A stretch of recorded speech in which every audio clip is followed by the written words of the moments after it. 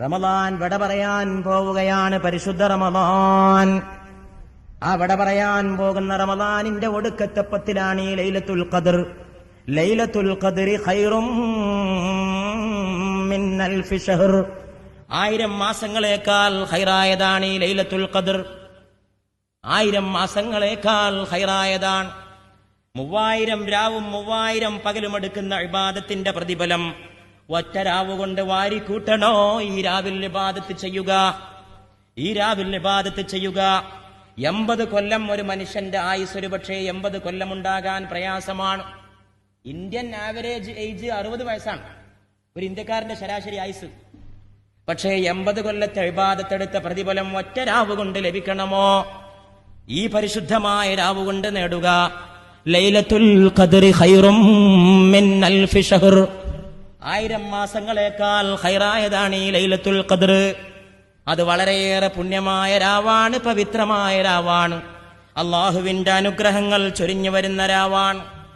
പക്ഷേ ലൈലത്തുൽ ഖദ്ർ വരുമ്പോൾ സന്തോഷം നമ്മുടെ മനസ്സിൽ ഉണ്ടാകുന്നു. എന്താണ് ഈ ലൈലത്തുൽ ഖദ്ർ? എന്താണ് ഈ ലൈലത്തുൽ ഖദ്ർ? ലൈലത്തുൽ ഖദ്രി ഖൈറും മിൻ അൽഫി ശഹർ.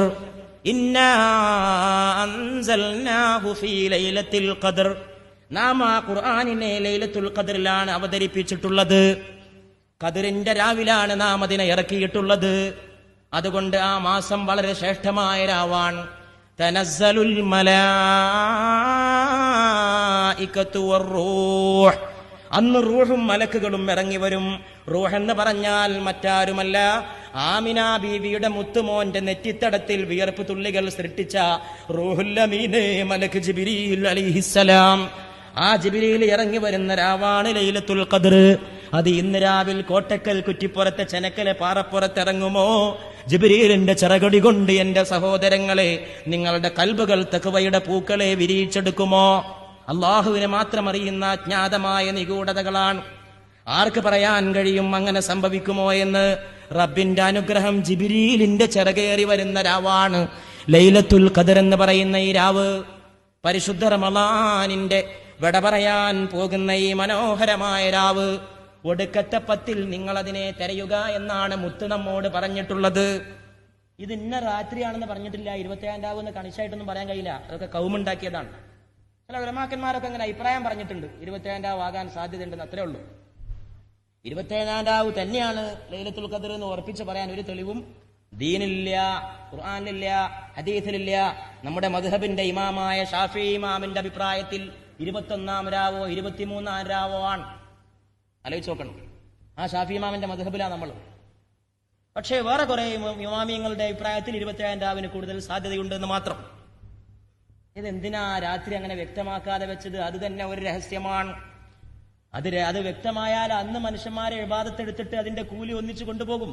വ്യക്തമാകാതിരുന്നാലോ ഏത് രാവും ആ രാവാകാൻ സാധ്യതയുണ്ട് എന്ന് മനസ്സിലാക്കിയിട്ട് കൂടുതൽ കൂടുതൽ ഇബാദത്തിലേക്ക് ഇറങ്ങി വരും ഏത് രാവും. ലൈലത്തുൽ ഖദ്ർ ഇന്ന ദിവസമാണെന്ന് എനിക്ക് ബോധ്യപ്പെട്ടാൽ ഞാൻ എന്താണ് ചെയ്യേണ്ടത് എന്നൊരു ഭാര്യ ഭർത്താവിനോട് ചോദിച്ചു.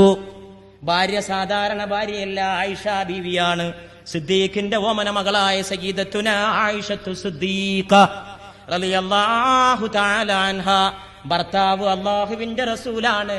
ചന്ദ്രഗോളങ്ങൾ ചുറ്റിക്കറങ്ങി വന്ന ഭർത്താവിന്റെ കൂടെ കിടന്ന ആയിഷ ബീവിയെ നിങ്ങൾ എത്ര ഭാഗ്യവതിയാണ്.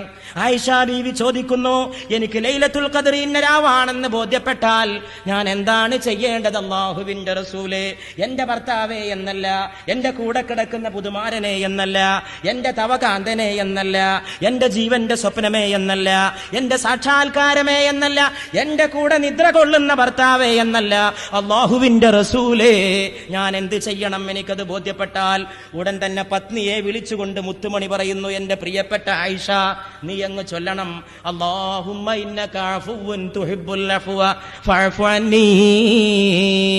അല്ലാഹുവേ, നീ മാപ്പ് ചെയ്തു കൊടുക്കുന്നവനാണ്, നിനക്ക് മാപ്പ് ചെയ്തു കൊടുക്കൽ ഇഷ്ടമുള്ള കാര്യമാണ്, അതുകൊണ്ട് നീ എനിക്ക് മാപ്പ് നൽകണമേ എന്ന് ആയിഷ നീ പ്രാർത്ഥിക്കണമേ എന്റെ ആയിഷ എന്ന് റൂഹുൽ അമീനായ ജിബ്രീലിന്റെ വഹി ഏറ്റുവാങ്ങിയ മുഹമ്മദ് മുസ്തഫ സല്ലല്ലാഹു അലൈഹി വആലിഹി വഅസ്ഹാബിഹി വസല്ലം തന്റെ പ്രിയപ്പെട്ട പത്നിയെ ഉപദേശിക്കുകയാണ്.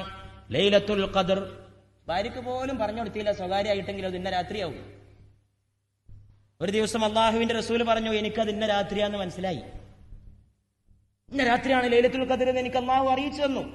ഞാനത് നിങ്ങൾക്ക് പറഞ്ഞു തരാൻ വേണ്ടി വരികയായിരുന്നു. പെട്ടെന്ന് രണ്ടാള് തമ്മിൽ ശണ്ട കൂടുന്നത് ഞാൻ കണ്ടു.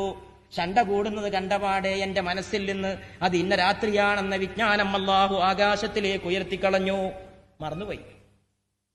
ഇന്ന രാത്രിയാണെന്ന് ആദ്യം അറിയിച്ചു തന്നു. രണ്ടാളും തമ്മിൽ തിരക്കുകളുണ്ടപ്പോ ആ വിജ്ഞാനം അള്ളാഹുവിനെ കൊണ്ടുപോയി. അതൊരു പക്ഷേ നിങ്ങൾക്ക് ഖൈറിനായിരിക്കുമെന്ന് മുഹമ്മദുർ റസൂലുള്ളാഹി സ്വല്ലല്ലാഹു അലൈഹി വആലിഹി വഅസ്ഹാബിഹി വസല്ലം. ലൈലത്തുൽ ഖദ്റിനെ പറ്റി ഒരുപാട് ഹദീസുകളുണ്ട്. ഞാൻ പറഞ്ഞാല് ഒരു പക്ഷേ ഏതെങ്കിലുമൊക്കെ വിട്ടുപോകുമെന്ന് വിചാരിച്ചിട്ട് ഏതാനും ഹദീസുകൾ മാത്രം ഇവിടെ വായിച്ചു കേൾപ്പിക്കുന്നു.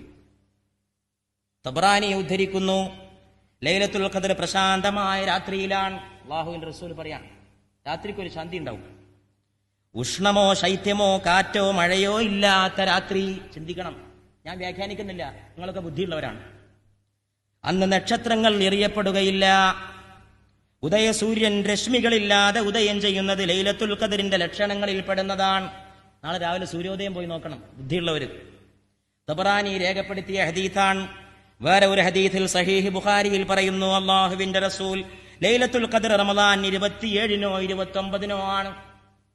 അത് വേറെ ഹദീഥിൽ വേറെയും കാണും.